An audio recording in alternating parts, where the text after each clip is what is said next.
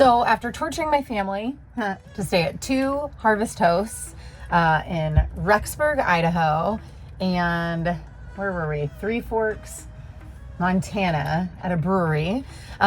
We finally were in Montana, which I would say, in addition to like our 2 anchors before we left full time of Golden, Colorado, and knowing we were making our way to San Diego, California by late October, like Montana was not so much that we had it booked, but it was like where we knew we wanted to go. Yeah. We've been through Montana when we went to Yellowstone back in 2020, but we've never really spent time in Montana.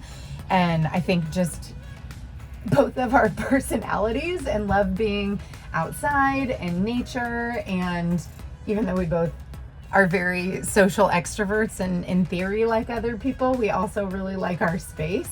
And knowing that Montana is not, super populated, we just felt like we were going to find our people in Montana. And we know it's beautiful too. And yeah. Lots of outdoor activities to do, and the weather would be cooler. There's a lot to look forward to. And I just remember driving in. So we stayed at 3 different KOAs in Montana, and the first one is in Polson, Montana, which if you're not familiar, because I wasn't familiar, it's like on the southern tip of Flathead Lake. It's beautiful. Beautiful. This is the best view that we have ever had at a KOA. We're like up on this hill. Katie wants to tell you how beautiful it was.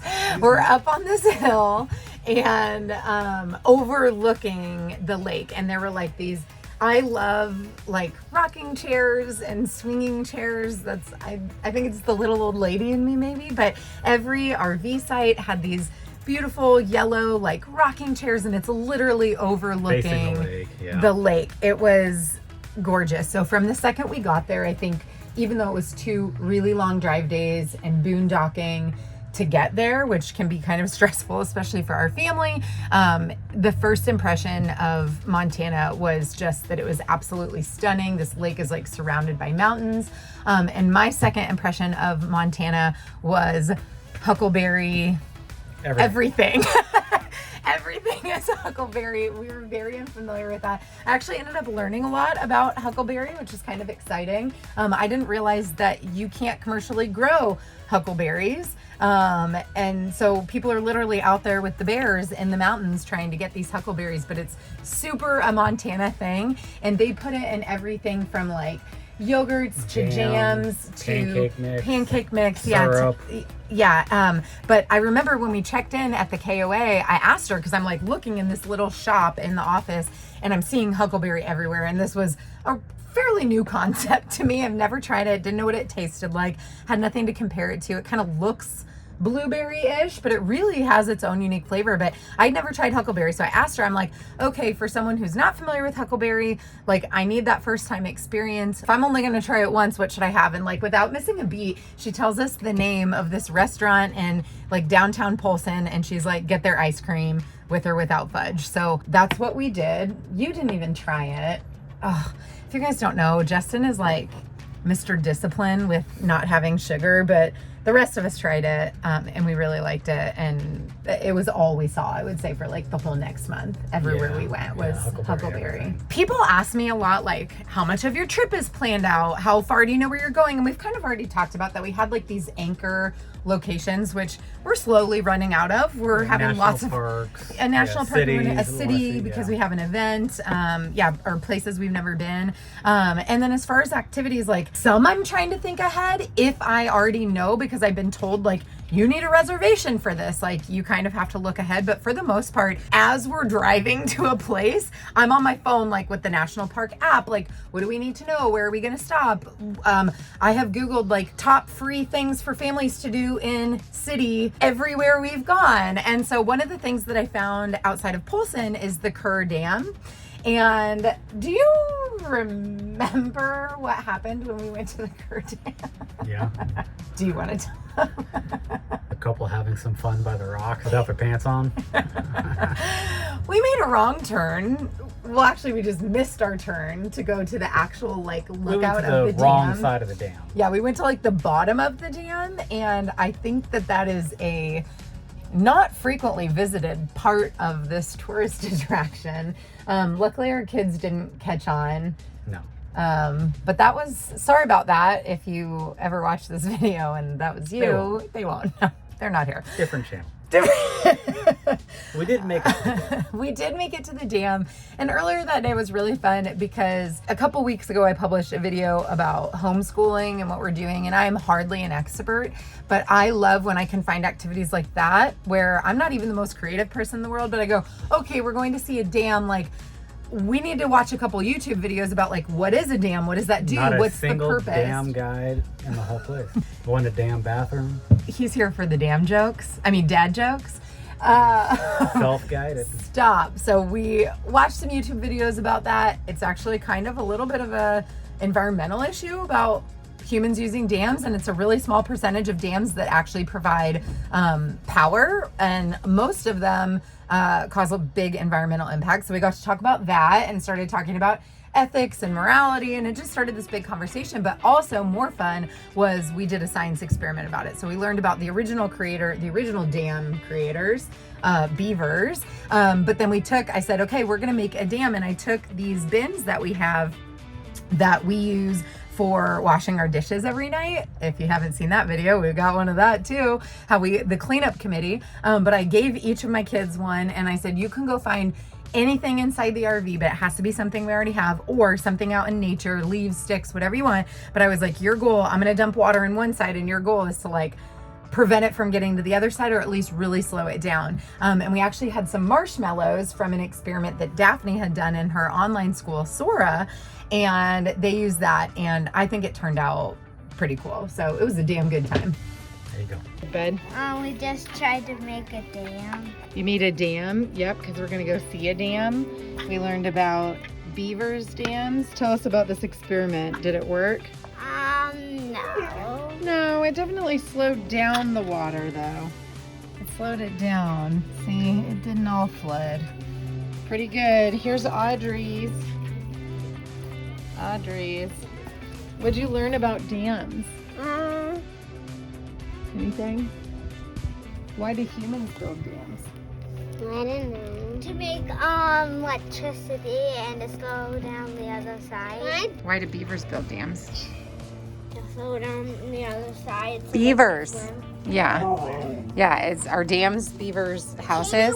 No. No. Do you remember what their houses are called? Lodges. Lodges. Yep. So before we left Polson, we really wanted to try to go out to this place called Wild Horse Island, which is literally an island on this In the middle lake. of Flathead Lake. Yeah, Flathead Lake is It has a huge, lot of by the islands. way. It's the Yeah. biggest one. Flathead Lake is enormous. You look at the map, it's Huge. like, it's huge. Huge. So there's an island on the lake called Wild Horse Island, and there's literally like a family of 5 wild horses. So that's it. There's 5 wild But this horses. is like miles. And like they have- miles. yeah, It's and not. they have its or like own- acres, I guess. Maybe not miles. I don't know. You think it's a mile across? Yeah, Yeah. it's got to be. Yeah, Yeah, because we yeah. hiked like the whole thing. But the island is named after these horses. There's only 5 of them. And on the whole island. Yeah. Yeah. So we decided we'd rent a boat and go out there. It took like 40 minutes probably. 45. I was gonna say 45 minutes to get from the dock to the island. But it was a lot of fun. It was a fun boat ride. We had the lake to ourselves, like no one on this lake. We saw a couple other boats, if even. And we booked it to the island. It's really cool. You don't like dock at a pier on the island. You literally just pull up to the boat up onto the beach and attach it to a rock or a tree limb and hope it doesn't drift away. Like, we don't own a boat, so I'm like, I just leave the boat here, but we did, and it was there when we got back. But it was really fun to, not be in the RV, not be in the Jeep, and not have to hike. Like, we were just in something completely different. I think the kids had fun with it. Audrey, bless her heart, was really scared, I think, at first, but then once she realized, like, this is fun, we were gonna be okay.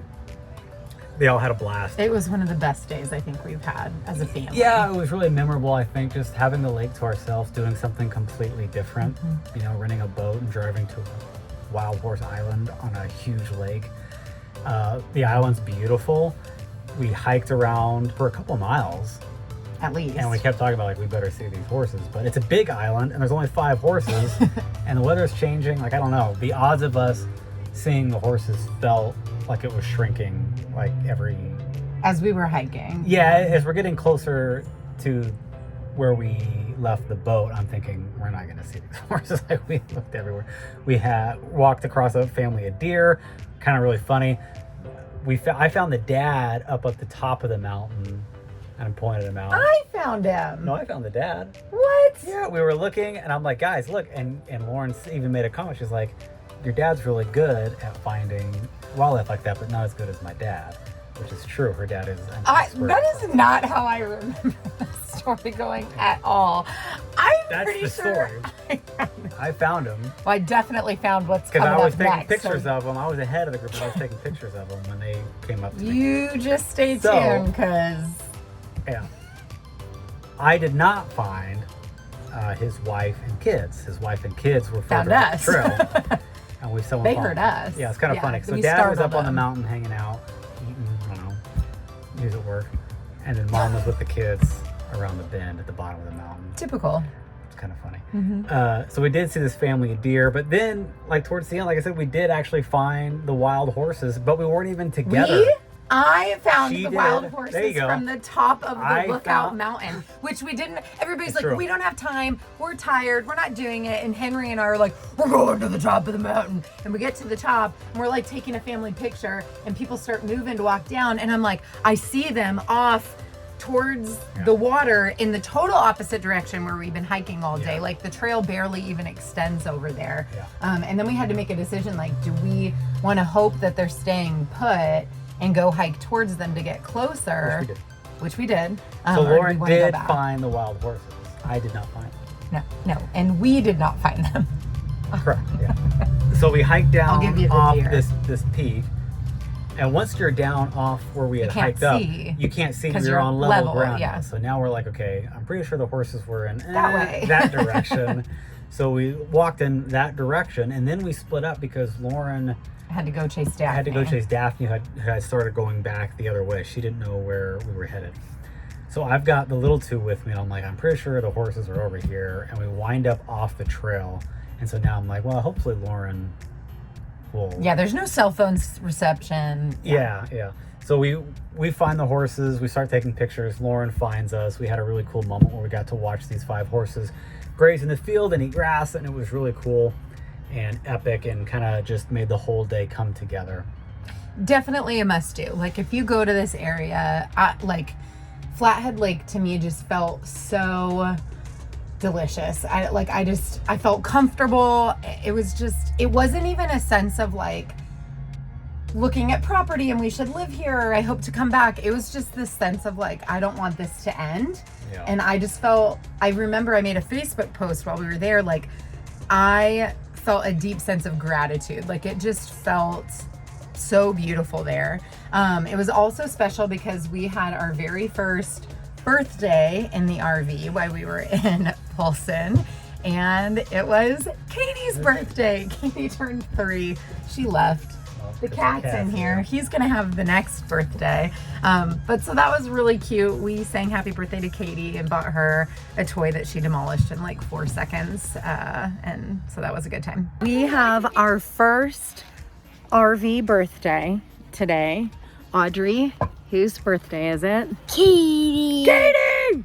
There she is. There's a birthday girl. Hi, Katie. Hi, Katie. Happy birthday to Katie. Happy birthday to Katie. Bye. Happy birthday, Dear Katie. Happy birthday to you. A birthday with a view. 10 minutes later.